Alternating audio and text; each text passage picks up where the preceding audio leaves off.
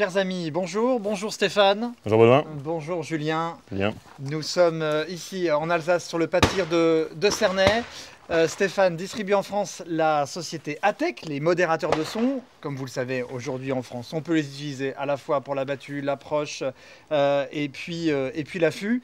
Stéphane va nous présenter les différentes possibilités, les différents modèles qui existent aujourd'hui chez ATEC. Moi j'ai le Mega H2, Stéphane a le H2 et Julien va nous en parler parce qu'il a eu la chance de prélever quelques animaux l'année dernière avec. J'en profite pour ceux qui nous regardent dans les allées du Game Fair, sachez que ces différents modérateurs de son sont disponibles sur le stand D09. Stéphane, ça fait maintenant quelques années que vous distribuez ATEC. J'ai dans les mains le Mega H2, vous le H2. Alors évidemment, on voit tout de suite la différence, la taille. Les deux vont avoir la même utilisation ou pas trop? On va avoir une utilisation qui va être plus typée sur le Mega H2 pour effectivement l'affût ou l'approche, puisque là on arrive sur un modérateur qui est assez lourd en poids et donc du coup qui pourrait avoir tendance à déséquilibrer un peu plus l'arme, et donc c'est plus pour du tir posé. En revanche, le H2, lui, va s'utiliser pour du tir dynamique, alors tant à l'affût évidemment, mais également sur des tirs de battue. Et on a la possibilité, tant sur le Mega H2 que sur le H2, de pouvoir enlever des modules, donc des longueurs simplement, pour pouvoir équilibrer correctement son arme si on a l'impression que ça penche trop devant, ou au contraire en rajouter pour essayer d'avoir un effet encore plus silencieux. Quand on en enlève ou qu'on en rajoute, ce sont dans tous les cas, après, il va falloir regarder pour le réglage de son arme. Cela varie sur le réglage également. Et on a cette année, en plus, adapté tant sur le Mega H2, que sur le H2, derrière toi Baudouin, un fameux frein de bouche qui peut venir à la place du module terminal.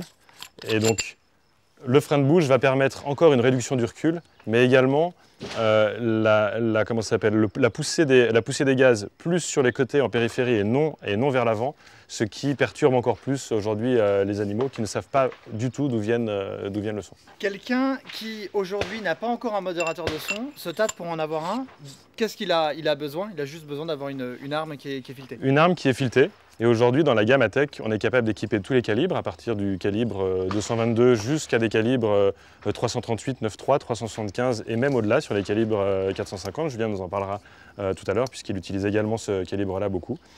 Et on a un système pour avoir également une gamme de modérateurs qui viennent en front pour ceux qui ont des organes de visée en bout de canon et qui ne peuvent pas, comme sur ceux-là, avoir un canon qui rentre à cheval à l'intérieur. D'accord. Voilà. Okay.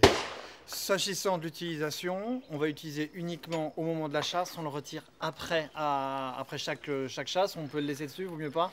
L'usage d'un modérateur, après chaque tir, le modérateur demande à être séché et nettoyé. Simplement au plexitron. Chaque journée de chasse. Chaque journée de chasse. Ouais. Pour ne pas qu'à l'intérieur, l'humidité qui se serait accumulée à l'intérieur puisse venir corroder l'aluminium pour la gamme chasse ou l'acier inconel pour la gamme tir. D'accord. Il y a deux gammes, une pour la gamme chasse, une pour la gamme tir. Julien, toi tu as testé quel modérateur? Le H2 et le Mega H2. D'accord. Le Mega H2, je l'ai testé en 450 Bushmaster, l'arme avec laquelle on a chassé la nuit. Et le H2, je l'ai utilisé sur une 300 Winchester, et beaucoup sur une 308, avec le module frein de bouche en battue. J'ai pas mal tiré avec ça en battue. J'ai réduit le nombre de modules pour avoir moins de poids à l'avant. Par contre, j'ai mis le frein de bouche. Et alors là, c'était top. Rien pour les oreilles, pas de recul. Et sans avoir non plus trop de matériel devant le canon, quoi. On sait qu'en France, les gens chassent principalement en battue. C'est un vrai plus d'avoir un modérateur de son quand on tire en battue? Bah, faut être fou pour tirer sans protection auditive. Et moi, par contre, ça me dérange. J'aime pas trop tirer avec les protections. Je le faisais. Maintenant, je me tire tout. À chaque fois que je suis en battue, j'ai un modérateur de son, c'est sûr et certain. Au-delà du bruit, est-ce que sur la précision du tir, on gagne ou pas? À partir du moment où tu as moins de recul, tu as moins d'appréhension, tu as plus de précision. Enfin, je vois ça comme ça, je ne sais pas si c'est pareil pour toi. Mais en tout cas, moi, je tire beaucoup plus sereinement. Ouais. Et je peux avoir un calibre. Et même, tu peux dire, tu vois, le gars qui maîtrisait un 308 sans modérateur maîtrisera peut-être une 300 Winchester équipée d'un modérateur. Et aura un peu plus de marge en battue pour utiliser un calibre un peu plus costaud. Okay. Stéphane, il faut compter à peu près quel tarif pour chacun de ces modérateurs? Alors aujourd'hui, la gamme H2, qui est la gamme la plus courante, commence à partir de 350 €, suivant la longueur du modérateur. Et après, donc, le prix augmente forcément en fonction de la longueur totale ou de l'option frein de bouche, et également si vous partez sur un méga.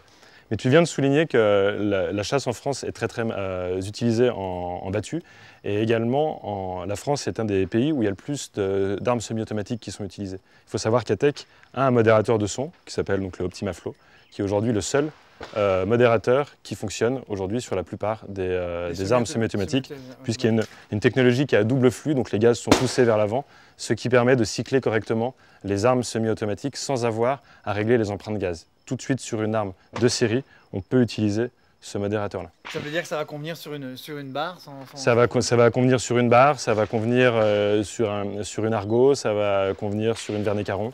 Voilà. Okay. Il y a également un autre modérateur, mais qui celui-ci est vraiment impressionnant. C'est celui-là.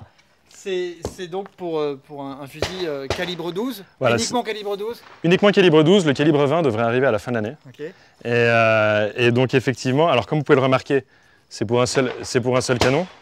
Donc on conseille de l'utiliser sur une arme semi-automatique pour ne pas commettre d'accident si on le mettait sur une arme superposée ou juxtaposée, mais cela dit, cela fonctionnerait très bien.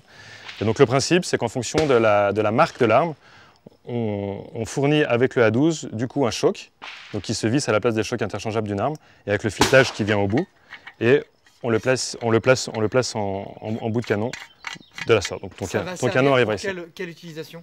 L'usage principal, ça va être sur des tirs à poste fixe, sur du tir de ramier, sur du tir de corbeau, sur du tir de destruction, beaucoup, très utilisé. À promener toute la journée, c'est un peu lourd et surtout ça rajoute une grande longueur. Et en revanche, sur du tir du confort, surtout en périurbain, on arrive sur des choses très qualitatives. Et celui-ci coûte combien? Et celui-ci coûte 450 €. D'accord, très bien.